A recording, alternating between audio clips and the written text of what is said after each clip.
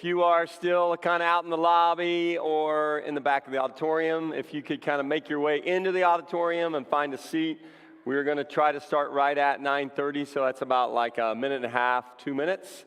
We'll get going, so thanks for coming in and finding a seat, grabbing some coffee, bagel, muffin, everything you need, and come on in as soon as you can. Thank you.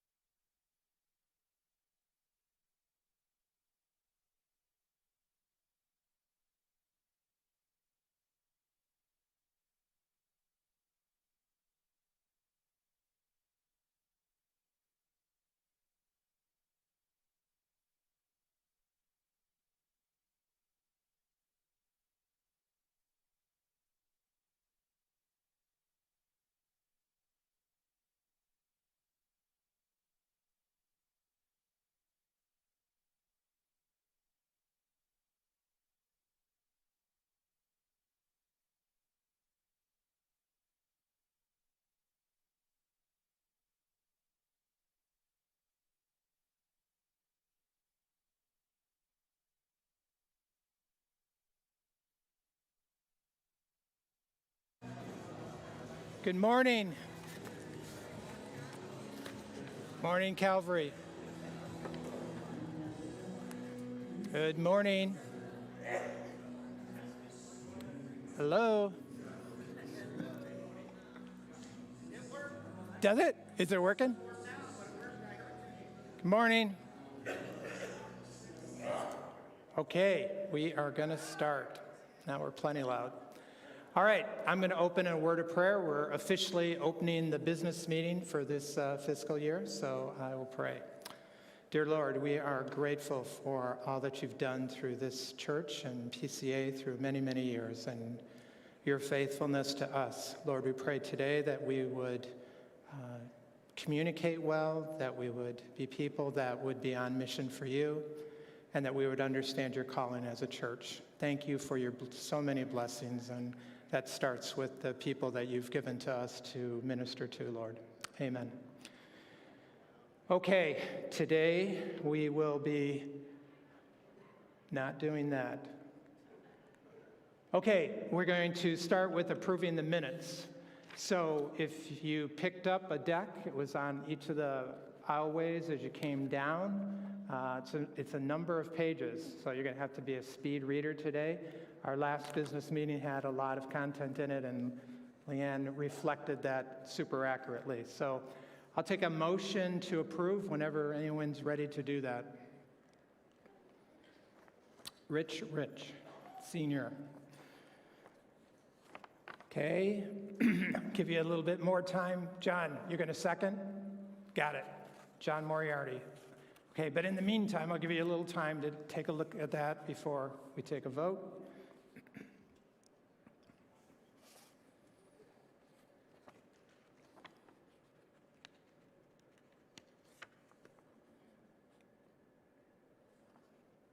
Any concerns, anything you'd see that needs to be revised? Okay, all in favor, say aye. All opposed, say nay.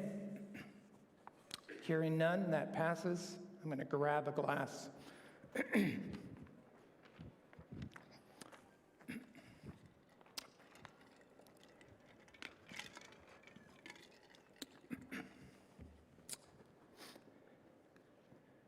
Okay, we're going to move on and do the budget. And then we're going to have report outs from each of the chairs. Thank you, Dave. All right, we did the minutes. All right, it's just some background on the budget before we get going. First thing here is that we are on track to achieve the budget that we set last year relative to giving. It'll be slightly more than what we budgeted, and so that's really positive. Additionally, we asked you last year at this time to approve the use of reserves if the finances, the giving didn't go well. We actually asked for $141,000. You approved that. We have used 0 of that, so another blessing. Year to date, our expenses are down 23% from budgeted levels, so a lot of good management of expenses, knowing that it was a difficult year. If we continue to track where we're at right now, we should finish off at around $69,000 ahead of budget, and that'll go into our surplus. And reserves, that's kind of like your rainy day fund, your bank for goes on year after year. That's currently at $514,000. That's considerably better than what our target is. Our target's at 10%. We're actually at 43% of our budgeted amount we have for a rainy day type account. So that's also very good. Remember, we are no longer paying a debt either on the school side or the church side. So that allows us to build up that reserve a bit. And like that surplus money, that $69,000 that we talked at the beginning, that flows into that reserve. So it'll theoretically be higher next year. Okay, so I wanted to walk you through the budget, and at the end of this, we'll be looking for your approval. So up here, this column that says 2020-21, that's the budget that we're currently living under. Our fiscal year goes through this June, and then we start another fiscal year in July. Second column in red is what we're asking you to vote on. Up at the top is kind of like giving income up at the top, and down at the bottom is what we anticipate we'll be spending that money on.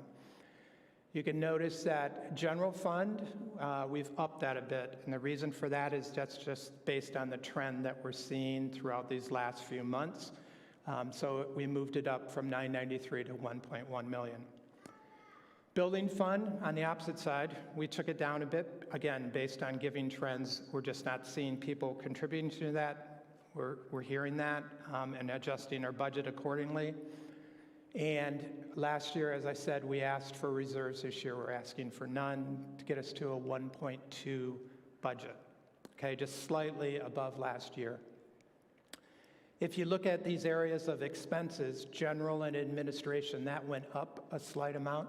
It's primarily due to 2 reasons. One is it costs money to do many things online, whether it be streaming or online giving. All those types of areas cost us additional money from a prior life when we didn't utilize those things. Also, every other year we do a full audit. In between those, we do an audit light, but we have an auditing company come in and check all our books. So we're up a little bit due to just representing the full audit costs this year. Buildings and grounds, it's down a bit. We tried to be able to offset this G&A, so we're down there. We're down just a hair on personnel, and just these are pretty much the same. PCA, as you recall, last year, it's not that we didn't give anything. We pulled ahead into the year before, so we did a double payment the year before. So it reflects 0. This year, we're going to continue to fund them. And then the building fund just reflects the 25 we're anticipated to get in giving. So that's the net of it, of where we're at. So I'm going to go to the next slide, and I'm going to ask for a motion to approve that budget. Nobody wants to approve budgets. Bob Yerkes, thank you. Second? Greiner, Mr. Greiner, yes, sir. And all in favor say yay. All opposed say nay. Okay, we'll accept that. I'm sure that was a yay. It was just a little delayed. Okay. Going to skip around just a bit here. Okay. Mike, why don't you come on up here and go through PCA.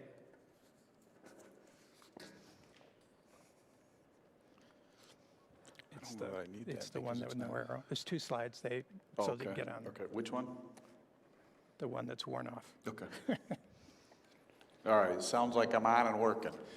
Good morning, it's great to be here. Wanted to give a quick update on where we were at. The first tick up on the slide there is the COVID experience. I could stand up here and talk about the COVID experience for days, but I'll try to hit a few highlights. So this time last year, as a group of regents, we started meeting trying to figure out what the fall would look like. And then, of course, over the summer, we were told what the fall would look like by Lansing. And we worked very closely with the elders to come up with a plan that we felt best met our needs and our families. And many of you are aware that there were requirements that we had to follow. There were recommendations that we were asked to consider. And there were other things that were just out there in another bucket that were valuable to protect various individuals, whether it was the teachers, the staff, or the students. And when we started working on this, I will tell you that, I guess I'll go back a little bit further. When I started on a regent board 4 years ago, I kind of expected a few meetings a month, maybe some subcommittee meetings. Wow. We worked endlessly throughout the summer and even into the fall. And I just want to thank every regent and Dan Arbeiter as well for all of the time commitments that were given to deal with all of this stuff. And we hope that we're turning the corner. I think we all see we're turning the corner. Obviously, we saw a nice update from the elders, Friday, I think it was. And we are expecting, though, some new guidance this fall, or I should say this August. And once again, we'll go through there and try to figure out the 3 buckets. What are they telling us we must do? What are we telling us would be a good idea? And then the other pieces and parts. So as we go through that, if you would just kind of keep us in mind, and we welcome the opportunity to do this again. And it was a huge undertaking, and I was told that the church budget did include doubling our pay, so that's good. I relayed that to all the new incoming regents, and so we look forward to that as well. Graduation. We had, was it 47, I think it was, 47 graduates last week, June 4th, and of those 47, we still had 1 exchange student that participated in graduation. They were actually remote all year long, and of those seniors, as I mentioned, 46 of them here, 1 of them was an exchange student, and we really just had a great time in here. We were able to be here in person, lots of families, all the students on the platform here, and it was a great opportunity. We actually had Alan Cox, who is the chief of police in Plymouth and is also alumni of Plymouth Christian, was the speaker. Very impactful, and it was a great opportunity for everybody. All the families appreciated, as did the rest of us. And we look forward to a much larger graduation in the future with more in attendance and being able to do more. Enrollment. We started the year in August last year in person, as you're all aware, with 526 students. And that was a 4% increase from the prior year. And moving into winter, if you recall from the last business meeting, we added 33 students, I believe it was, in January, which historically that has never happened. Traditionally, we have 3, 4, 5 kids joining us in January. 33 students joined us, and we ended up getting a few applications over the last couple months as well. Starting at 526, adding the 33, how many of you think we're over 600 for enrollment for the fall? How many of you think we're over 650 for enrollment for the fall? How many of you work at PCA and already know this answer?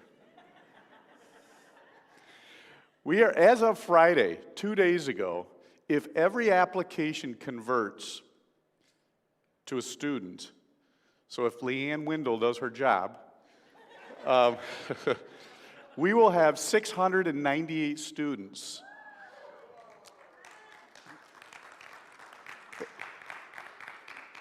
That is a huge blessing and a huge testament to Plymouth Christian. As I mentioned in the spring meeting, for those of you that may not have heard this, Leanne does a great job trying to determine who you are, why you're coming, what is your motivating factor. And with some of the decisions over at Plymouth Canton in the school district last year, that was a major factor. And the fact that we were in person was another big factor. The cool thing is, though, especially as an alumni myself, and you hear about all these students coming, you always think about the individuals that may have been troubled at the park or had issues somewhere else, and now they're trying private school. Through Leanne's getting to know the families, as well as the various interviews and things, it's a huge blessing to also hear that these families that are coming in, they're not that type. Not that we're not saying don't come, but we are seeing families that are deep in their faith, members of churches, and have always considered Christian education, but they haven't done it because they either felt that they could still be a light in the community or possible financial issues. So what we're seeing is these people are finally being pushed to the point where I'm ready for Christian education. So I really look forward to not just the increased enrollment, but a huge opportunity to bring in families that are part of other churches in the community and to really grow the school. On top of that, the variable tuition is still working very well for us. If you recall, 2 years ago when we had our first year of variable tuition, enrollment went up 14%. And last year, obviously, is very tough to judge that because of the COVID experience. But that is also a big marketing effort for us, really, quite frankly, because there are a lot of families that may not have been able to qualify that are now qualifying for something. Capacity planning.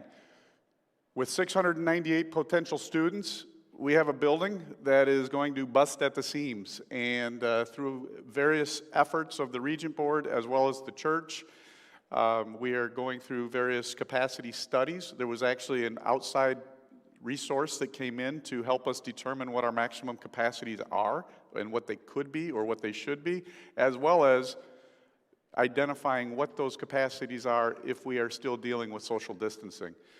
And as we work through that, a couple months ago beginning on that, and now as we work forward through that, we're trying to really identify how do we best use our space, and whether that's space here at the church or space at the school or maybe a tent in the parking lot at this point. We're going to have to do something. But we're working on that, and it's a fun process to go through because we're seeing that not only are we having to shift space around a little bit, maybe a classroom was used as an office and now it's going to have to be a classroom again or what have you. Just the strategic moving of pieces and parts as we move through that.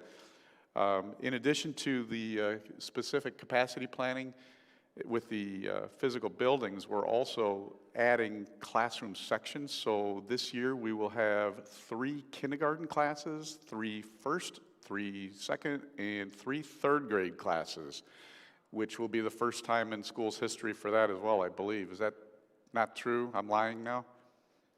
First time in history in a long time. And again, because of the expansion, we have got some opportunities where we will be, do I need to, am I moving ahead yet with the slide? I think I am, aren't I? There we go. Job posting and opportunities, those will be out there. We will be looking for new teachers. We will be looking for some new admin staff, and they will be hitting the website soon. So keep an eye on it. If you guys know of anybody or if you are interested yourselves, we would love you to take a look at that and let us know where you think there may be a fit. And we look forward to all of the hiring that's going to be well, Karen looks forward to all the hiring that's going to be going on over the summer. Giving menu. Another area that the Regents have been working on for quite a while now, and it's also been a joint effort with the trustees, it started out with a big booklet, and the big booklet was very difficult to read, and we started thinking there's got to be a way to make this easier.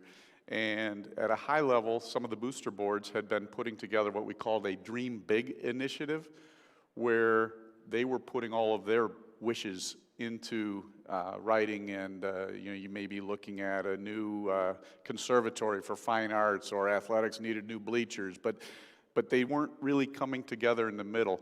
So about middle of the year, we made a concerted effort to have fine arts put together their wish list, athletics put together their wish list, facilities put together their wish list, and academics put together their wish list. And collectively then, through a few meetings and a lot of work with Karen as well as others, put together a prioritized list by group that was approved by the administration staff and Karen, and then approved by the regents just recently, and I'm not sure whether it's been completely approved by the trustees yet, but it's sitting with them for approval. And the neat thing about this is, rather than a big list, it's oftentimes difficult to digest if you're trying to present it to somebody, or maybe somebody's asking a question, where can I help? It is a single piece of paper that can be distributed, and if somebody has a desire to give, a capacity to give, and they want to help in a certain way, it is a very easy way to say, here are our needs, and if you would like to help, these are the priorities that we have. So you can see that coming soon, and a few other things that we've been working on, the 2021-2022 objectives for the school. One of the things that we're looking to really make an initiative is to increase the percentage of graduating seniors that are moving into the ministry. We have some, I don't know that we really measure it very well, but we want to be more intentional about measuring it and making everyone aware of those that are moving into the ministry, as well as to be able to encourage that and have a target of the number of individuals that do move in that direction. With a Christian school, it would make sense that we would be able to have that type of a metric. We're also looking to further integrate the CBC, the Calvary ministry footprint, one that we've been working on for many years. It started back in 2014, 2015, and carried on. We had actually started digging much deeper into it pre-COVID, and we had to make a right turn and accommodate the other needs that we had. So we're looking to move back into that area where we can actually take the various, there's 8 points, and once we start digging back into that, how do we take those ministry footprint points provided by the elders and integrate that into the school? So that'll be a priority for us as we move into the next season here. And we want to continue to assure equal or greater standardized test scores for Plymouth Christian versus the surrounding schools. And that's kind of almost a no-brainer that we want to be able to show that higher standard as well as Christian education when we compare ourselves to the community. The other piece is to be able to increase the advancement gift income and the alumni involvement, as well as the alumni giving. We've always had particular targets, and those targets are typically met by way of the auction and a few other smaller fundraisers that go on throughout the year. One of the things that we really want to target is to take a look at that and find out, are we doing it to the best that we can? Are we maximizing our capabilities on that? Are we doing the right thing? Can we be doing more? We've been doing the same thing year after year after year. What more can we do? What more should we do? In addition, being able to reach out to our alumni. I think we've been very good at reaching out to alumni that have graduated a year, 5 years, maybe 10 years ago. But those of us that graduated, or those of us, I know there's a few in this room, that graduated many years ago, we're not real good at tracking that, keeping in touch with that, bringing them back on campus, showing off what's happened. So we're being very intentional with that. One of the things we're actually able to do next week, I think it is June 21st, is the Plymouth Christian Hall of Fame athletic banquet. Second year for this, third year in effect, but second year because last year got postponed. But this year we've actually got, I think, 5 or 6 alumni students that graduated in the mid to late 80s. So it'll be great to have them back on campus. And not only are they coming back for the event, but many of them have said, hey, I'd really like to come back and play basketball. I'd really like to come back and see the new Butler Gymnasium. So we're starting at that level. That's just from an athletics perspective. But it's, the goal is to be very intentional to reach out to them and to get them more involved. And lastly, the develop and receive approval by the regents and trustee boards for facility optimization. As I mentioned earlier, we're busting at the seams. And in addition to, I mentioned the giving menu, much like we worked the giving menu, one of the things that was also done was athletics put together, what would they do with this piece of land? What would fine arts do with this piece of land? And likewise, what would the school do from an academic perspective? And we put them all together, and everybody wanted the same space. But at the end of the day, though, between prioritizing that from a school perspective and then working with the facilities, it's still in progress. But the goal is to be able to have a 5-year plan where we can come together and say, here are our priorities. Here's what we need to do, and then that will also then tie into the giving menu as we move forward. And then the last thing, we've got a new board coming in. I look forward to working with those that are coming in, and we've had a board that has worked tirelessly. I think at one point in time, we were at a minimum 15, 20 hours a week last summer. And I would just say that continue to pray for us. It's not easy, and again, the pay's not great, but we've got a lot of people that are very dedicated, and Dan Arbeiter, I really appreciate working with him on this. I never thought I'd get to know him as well as I have, and it's been a great experience. So with that, I think that wraps up my update.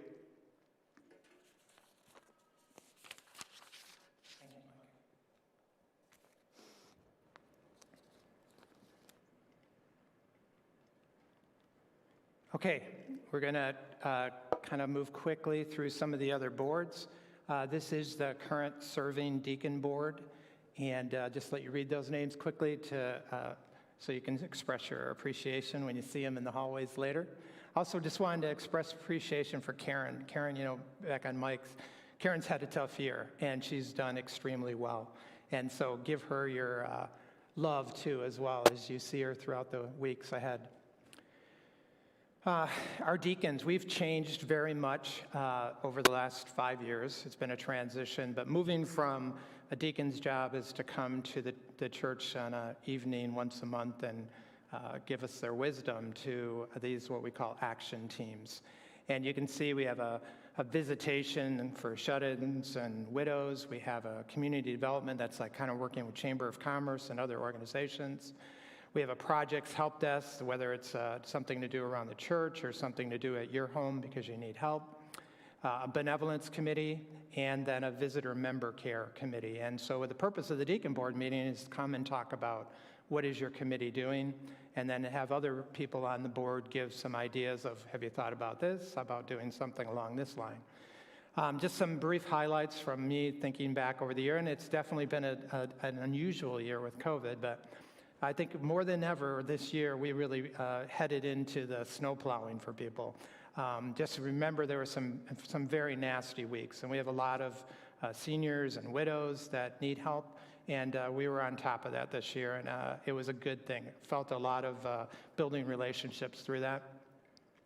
We did this flare over here so that when you drop people off, it's a little safer. Well, when we did, we knocked out the retaining wall on that side, so the deacons had as a multi-day project. Mike Lahosky, Michael Barr kind of led us through that, and it was heavy construction, had a lot of equipment, a lot of fun stuff for guys, but it was also saved us a bundle of money.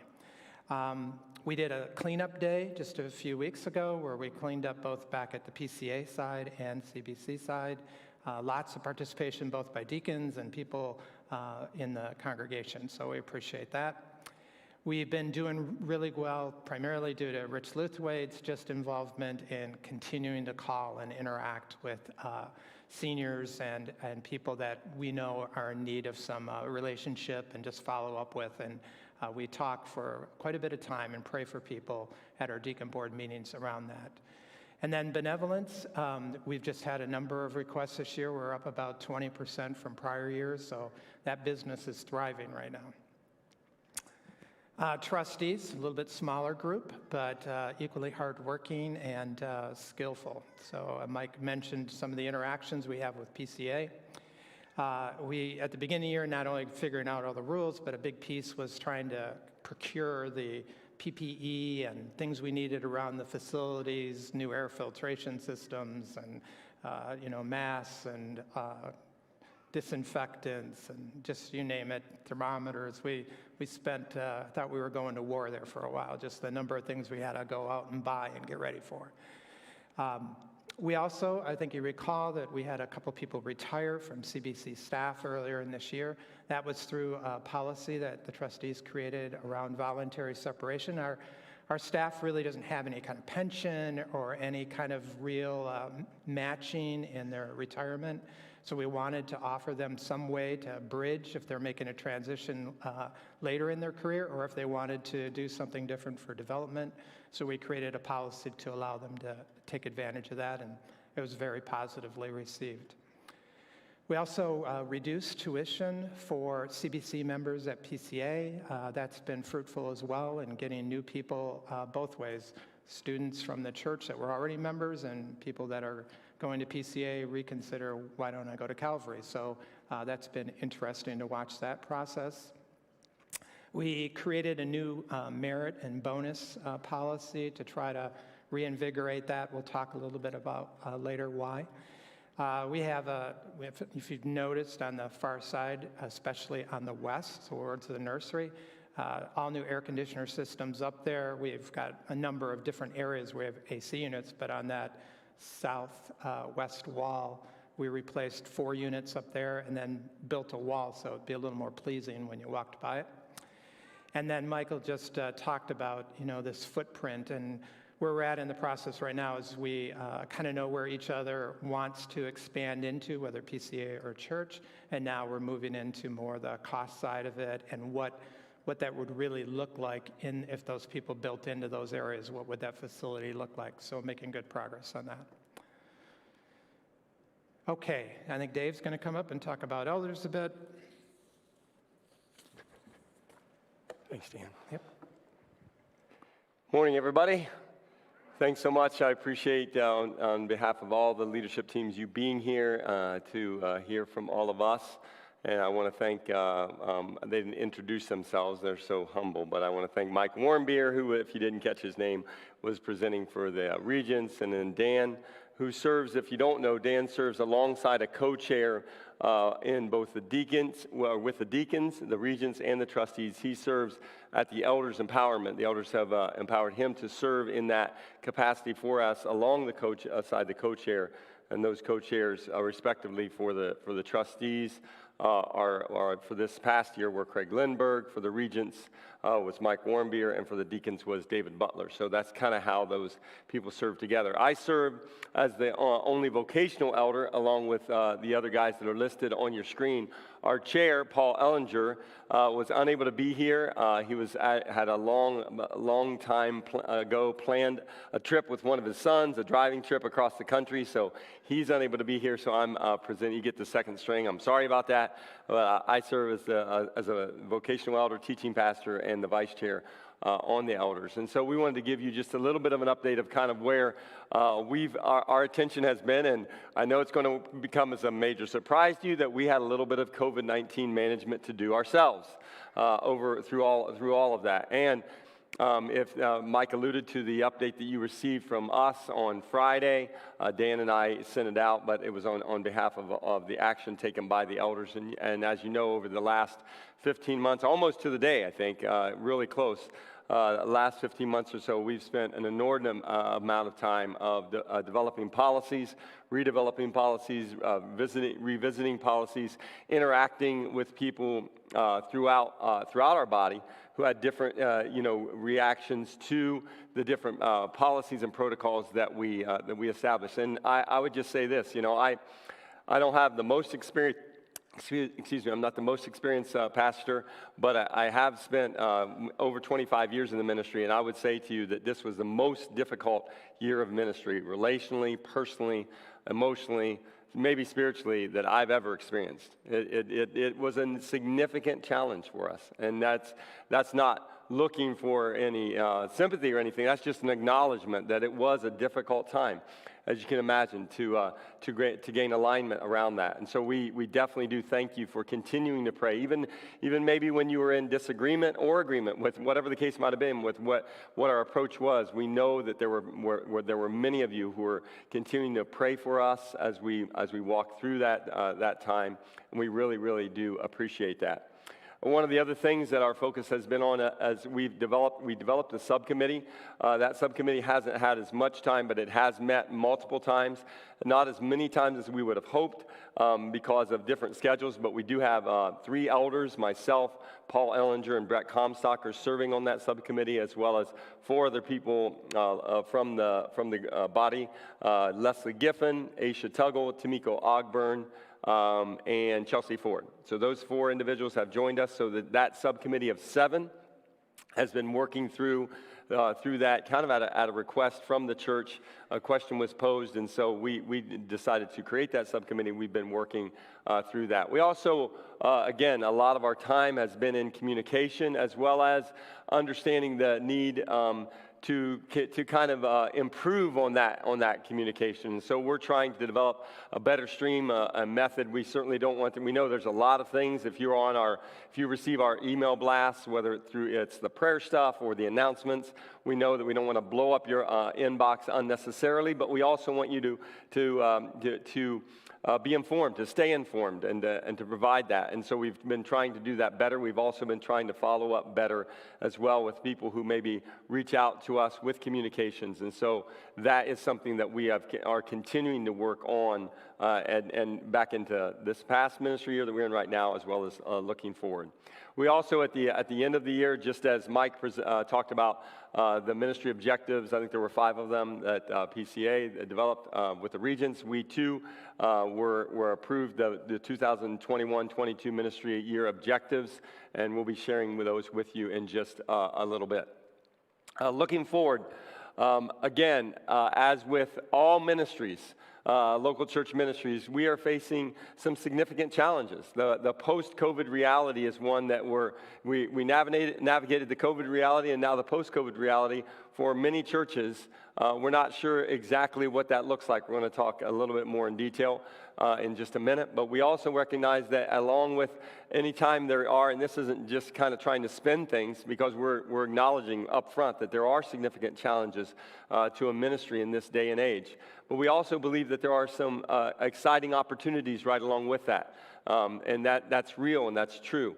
We feel like, looking forward, that one of the things that's super important is that we are aligned on what ministry strategy looks like. There are lots of different ways to quote-unquote do church. Like, there's some things that are non-negotiable. There's some things that Scripture mandates, but then there's certain flavors or vibes or personalities that churches have, and we want to make sure that we're aligned on ministry strategy, that how we're carrying out our vision is one that we're not through the different ministries of the church and even the church and school, that we're not pulling in different directions, but instead in the same direction.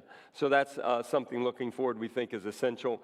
But and all that we do, we recognize that our hope is not in that we develop the perfect strategy or that we, seize on a particular opportunity, but our hope is rooted in a powerful God. We're going to finish up today by just reminding ourselves of that. Whoop, I went ahead. So what are some of those ministry challenges that we have? I'm going to cover that quickly as we try to make sure that we end on time at 10:30. Some of those challenges are related to finances. Dan went over the fact that we were able to achieve budget and not use any of those, which is a great thing. Of that, we had targeted, again, up to the use of up to $140,000 plus draw in reserves. We didn't have to do that. But we also see that reduction in giving to building fund. That was reflected in the budget you just approved. A few less giving units. And we also see that personnel budget is the lowest in 5 years, and this is something that Dan did a lot of work on in terms of trying to see where are we at in terms of the way in which we pay our staff here at Calvary, and we're about 23% below the midpoint, just so you kind of know where that, when it says target there, about 23% below the midpoint. So we see that as something that, is a challenge for us when you have, maybe that's one of those things that creates an issue when you're trying to procure people to invest in something and give their all to something. And certainly ministry is not all about money, but we also don't want to abuse that, right, as a ministry. And so that's something that we're trying to figure out.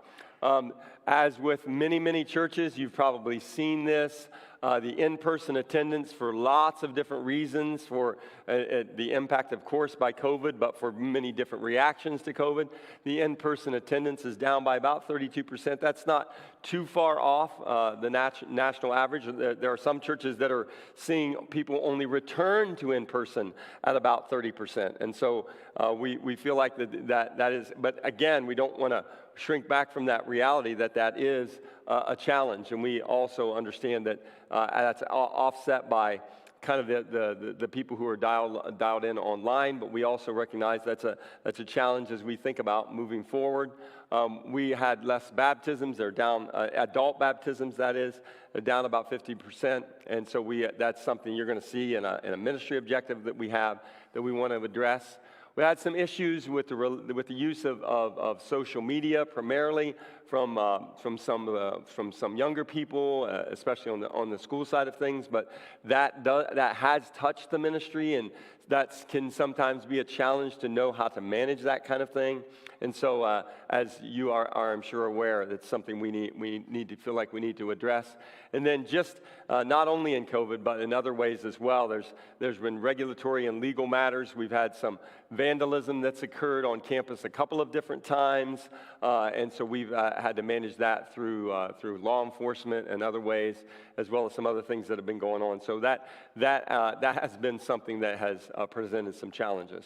So with those challenges having been, again, understanding what those challenges are and that we want to face those challenges, Dan's going to come up and talk a little bit about how some of the opportunities that we feel excited about as we move into 21, 22, and beyond.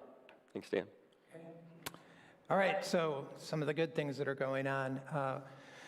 We hired Pastor Bai about 1.5 years ago, and COVID hit at about the same time, so it's been squelched a bit, but in a good way. It's also brought out some new life, and what I'd speak to is Charles has done a great job of starting Bible studies within the Canton community, and particularly with non-believers or new believers, and that has gone extremely well. He fills his week very much with studies. In addition to that, he is being recorded, and that's being used across the United States. It originally was being used in China. Chinese government shut us down, and so we've done some things to allow audio to go into China, and actually he's supporting a number of churches there with his message, and actually some of those Chinese churches sent us some financial gifts based on their appreciation for what Charles is doing. So, COVID had some, negative impacts on us being together in person, but in the Chinese ministry, it's been kind of going the opposite direction. So we're real pleased with that. We just started a new website for him. It's basically our Calvary website, but it's all done in Chinese. So that's been interesting to watch. We're also starting a new ABF, and you may say, well, why would anybody start an ABF? We're done in 2 weeks, right? Well, that's the point. We wanted to get like an intro, like a teaser, like, episode 0 in some series to help people to understand when fall comes, this is something you might want to be a part of. Blessing Box, led primarily by Bobby Lee, but also Teresa Shook and Sybil Vogt, have done some real creative things through this time period, and the needs in the community have changed greatly. We did our first distribution this last week. That went extremely well, and it's kind of a transition. We've looked at a number of different ways from food pantry, and many of us have gone to many other churches to watch what other churches are doing and try to figure out what the best approach, and we continue to refine that. We talked about last year that we want to move more towards parent-based discipleship, and what that means is all our children ministry and youth ministry people not only speaking to students and children, but also talking to parents and spending more time. And I think student ministry in particular has made some great strides in that this year, and we continue to look forward to do that. One of our partners is Send, and we work with them with refugee outreach, and that continues to be a good spot for us too. 2 weeks ago, we had an opportunity to help people from Syria in prepping for their interview for U.S. citizenship, and that was a great experience. We get a chance to pray with all these people, and just a sign of some things as we move forward with them, what we can be doing.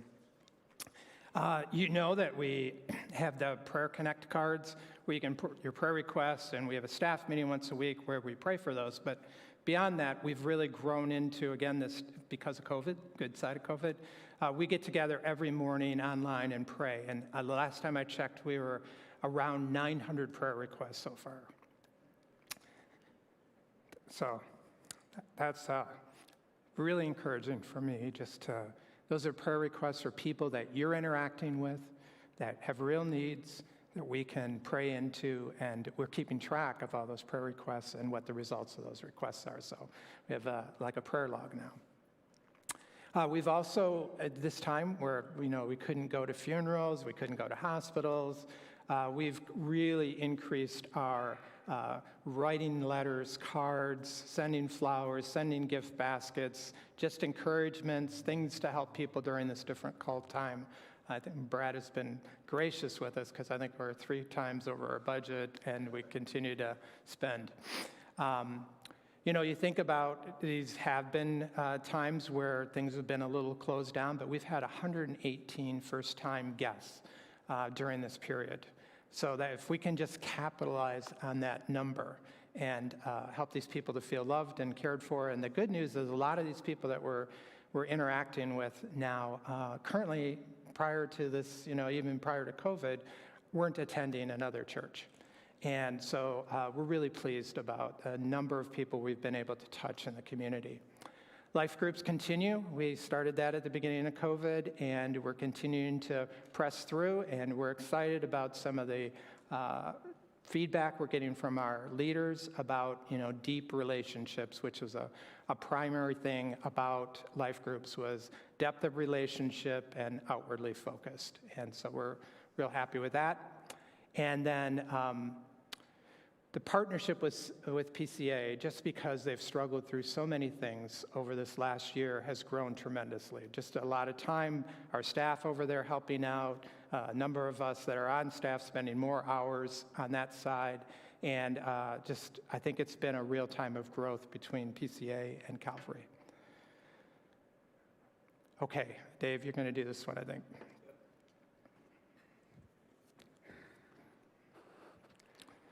Yeah, so one of those challenges that we recognize as we think about looking forward is also again this idea of being aligned.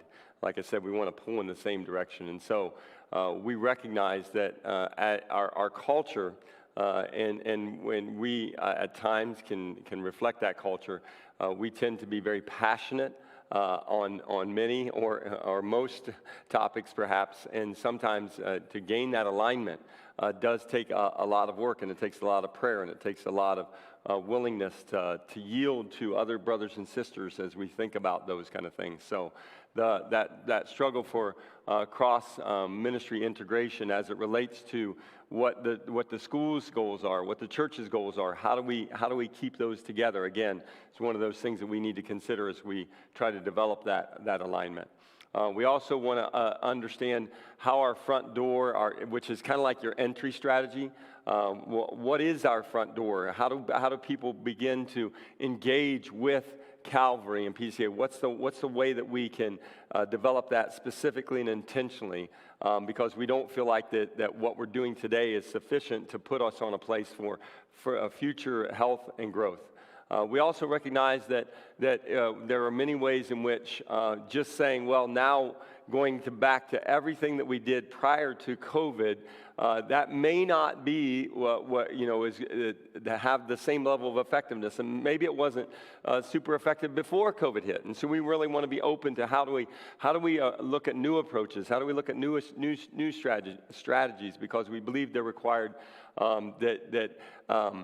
to especially help us to learn how to be people that are going to live as everyday missionaries, as salt and light and ambassadors and witnesses to the world. And then we really want to up our level of engagement and ownership. We don't want to be a ministry where we find a very small minority of people doing the majority of everything associated with the ministry. We want to have a high level of engagement and ownership throughout the ministry so that we don't have that kind of Pareto principle that many of you are familiar with, where it's the 20-80 kind of thing. We don't want that to happen, so we want to work toward a deeper level of engagement and ownership. And so as it relates to that, we have 3 goals that we've come up with related to these 3 key ministry objectives for Calvary for the next ministry year. Dan's going to come up and quickly run through those 3 with you. Okay, 3 goals, and most of them have a couple subsets under them. So the first one is increase application of scriptural truth. So, a lot of these objectives were helped by the Reveal study that you all participated in just prior to COVID. And one of the things that we struggle with a bit is we're a super smart church, very knowledgeable, but when it comes to the application side, our scores weren't quite as good. We were in the 95th percentile on kind of knowledge type stuff, but just the application side, not as good. And obviously, there's no sense knowing this stuff if we're not applying it in our everyday lives. So a couple ways that we wanted to try to measure that in this upcoming year were adult baptisms. You saw we were down 50%. Obviously, it's a little more difficult when we were shut down, but there wasn't a big backlog that we missed people because of that. So, why aren't more people, new lives being brought forth through baptism? We're so excited. That's why it was the cover on the whole presentation this morning. To us, it's a real indication of our healthiness and about growing people. So adult baptism, not that we have anything against children, but adult kind of reflects not just that you grew up in the church, but these are people that are making this decision later in life. We also, as I said, mentioned the Reveal study, some areas that we'd like to look at in this. There was a question called, "The teaching of Calvary challenges me to grow and take next steps." We'd like to continue to try to raise that up. We said we'd like to improve it by 11%, and so that's one of our metrics we're also working forward on under that category of spiritual truth. Second one, strengthen our out ministry component through increased gospel proclamation. So one thing we've done really well in the last year with COVID is get into the community. We're doing really well. We've got so many different avenues that we're talking to people in the community and helping people in the community that sometimes it's hard to keep track of.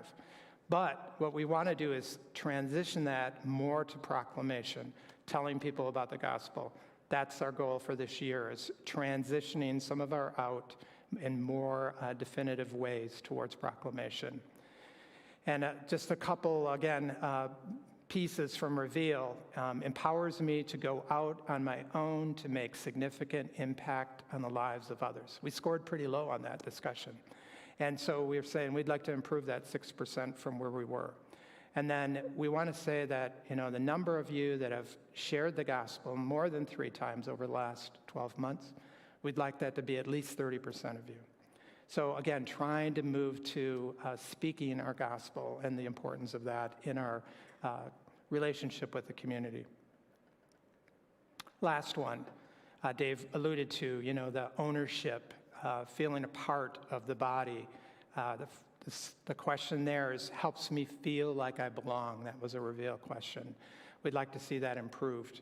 One of the ways that, we had a consultant come in and talk to us from Reveal and tell us, what are the main drivers? How do we improve this area? And they said, small groups, life groups. That's where people, when they're involved in it, they're leading it, they're engaged, that's where you build that score. And then we said add 30 new Calvary partners who were not previously attending an evangelical church. Obviously, we want people to come from other churches. That's great. You know, somebody moves into the area, that's fantastic to have them part of it. Or maybe they're going to PCA and they say, hey, we ought to check out that church just a couple blocks north here. But even more important right now, we want to continue to focus on reaching our community and those that currently don't have a relationship with Christ, or ones that have let it lapse. And we're seeing a lot of that growth. We can't say enough thanks to CORE. CORE has brought in a whole group of people that, are people that are in the community and have brought them into the family. And we just want to continue to follow that model. So that's a key area. Thanks, Dan. So as we think about that, and again, I know we're moving super quickly, but we're trying to make sure that we, again, honor the time. And we think about this, you think about the flow of all of that, right, as we've talked about kind of toward wrapping up toward the end here. You know, we have these, we're emerging from this COVID reality, acknowledging where we've been, looking forward to where we're at. We understand the challenges that are before us. We recognize that there are opportunities, right? And so as we think about all of that, we understand that those three objectives that Dan shared and the five objectives that Mike shared on the school side, that it's not in the wisdom of human beings, right, that we put our trust. That's not where we put our hope. We believe these are good goals. I'm sure the regents believe that those are good objectives that they approved, but ultimately, our hope is rooted in God. Our hope is rooted in the power of God working in our ministry.